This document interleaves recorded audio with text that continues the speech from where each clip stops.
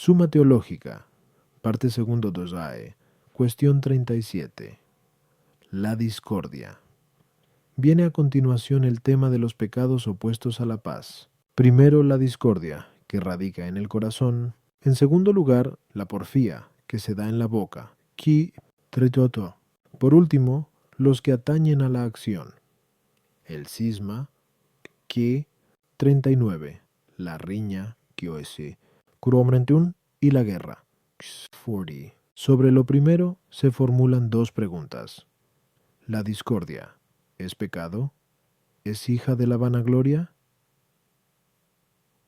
Artículo 1. ¿Es pecado la discordia? Lat. Objeciones por las que parece que la discordia no es pecado. 1. Discordar es alejarse de la voluntad de otro, pero esto no parece pecado, ya que la voluntad del prójimo no es regla de nuestros actos, sino sólo la voluntad divina. Luego la discordia no es pecado. 2. Quien induce a otro a pecar, peca también él. Ahora bien, no parece que sea pecado sembrar discordias, a juzgar por el testimonio de Hechos 23, 6, 7. Conociendo Pablo que unos eran saduceos y otros fariseos, gritó dirigiéndose al Sanedrín: Hermanos, yo soy fariseo e hijo de fariseos. Por la esperanza en la resurrección de los muertos, soy ahora juzgado. En cuanto dijo esto, se produjo un alboroto entre los fariseos y saduceos. No es pues pecado la discordia. 3. El pecado, sobre todo el mortal, no se encuentra en los varones santos, se encuentra sin embargo la discordia, como podemos ver en Hechos 15:39. Hubo discusión entre Pablo y Bernabé, de suerte que se apartaron. No es pues pecado la discordia, y mucho menos pecado mortal. Contra esto está el hecho de que el apóstol, en Gal 5:20, señala como obras de la carne las disensiones, esto es, las discordias, diciendo de ellas: quienes hacen tales cosas no entrarán en el reino de Dios. Ahora bien, nada que no sea el pecado mortal excluye del reino de Dios. En conclusión, la discordia es pecado mortal. Respondo: la discordia se opone a la concordia. Ahora bien, la concordia, como ya hemos expuesto, que es pintumea. 3.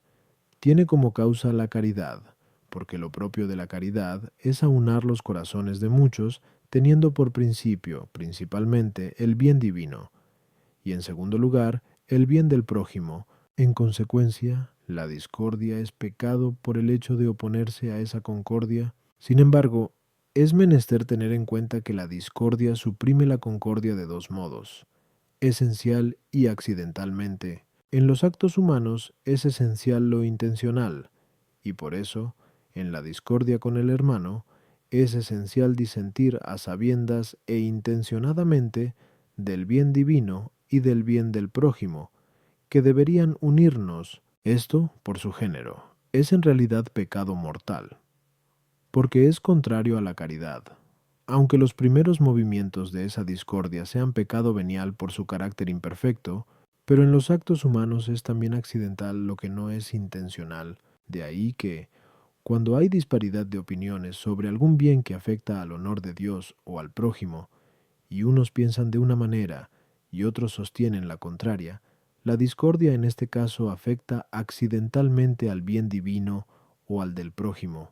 La discordia entonces no es pecado ni contraria a la caridad, salvo el caso de que incida erróneamente sobre lo necesario para la salvación o haya obstinación culpable. En efecto, como hemos expuesto en otro lugar, quito.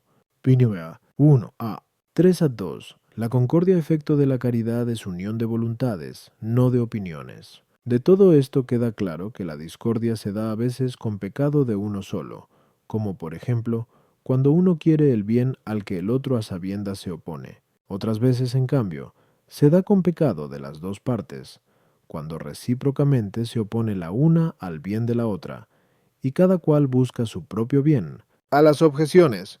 1. La voluntad de un hombre, considerada en sí misma, no es regla de la voluntad de otro, pero en cuanto esa voluntad está de acuerdo con la divina, se transforma por lo mismo en regla regulada por la primera regla.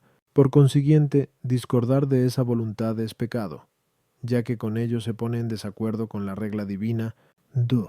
La voluntad del hombre unida a Dios es justa, y ponerse en desacuerdo con ella es pecado. De igual modo, la voluntad del hombre contraria a Dios es regla perversa, y ponerse en desacuerdo con ella es bueno. Por consiguiente, promover una discordia que rompe la concordia introducida por la caridad es pecado grave. Por eso se lee en Prov 6:16. 6 cosas hay que aborrece el Señor, y aun 7 detesta el alma. Esa séptima la señala diciendo, B. 19. El que siembra discordia entre los hermanos, pero provocar discordia que elimine la mala concordia, es decir, la que se apoya en mala voluntad, es laudable. En ese sentido fue laudable la disensión introducida por San Pablo entre quienes estaban concordes en el mal, ya que también el Señor dice de sí en Mt 10:34, no he venido a traer paz, sino la espada. 3. La discordia que hubo entre Pablo y Bernabé fue accidental, no esencial, pues los dos intentaban el bien. Pero a uno le parecía buena una cosa y al otro otra, y eso era fruto de la flaqueza humana. Pinone viromenemeneos tendens, verdad.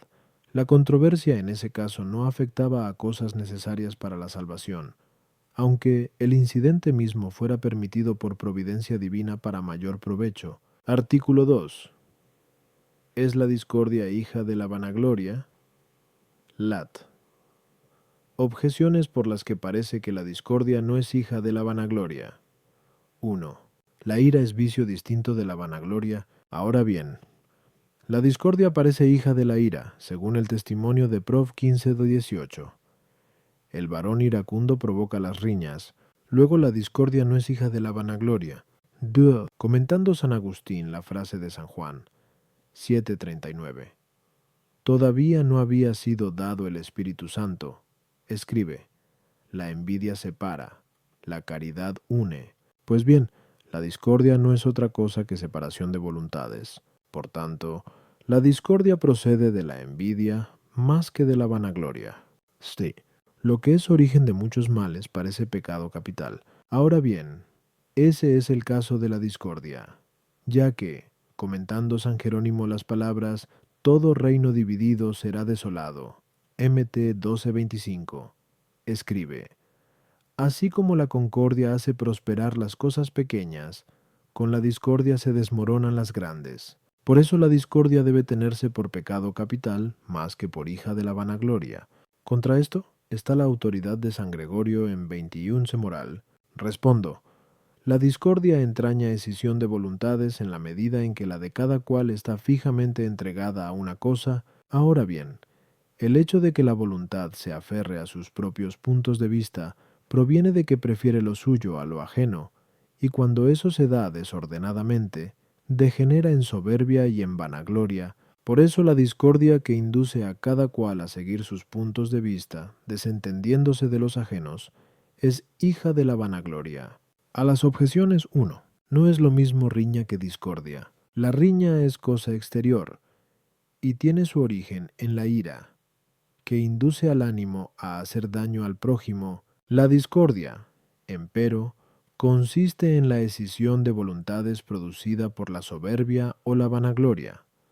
Por la razón indicada, la discordia tiene como punto de partida el alejamiento de la voluntad de los demás provocado por la envidia.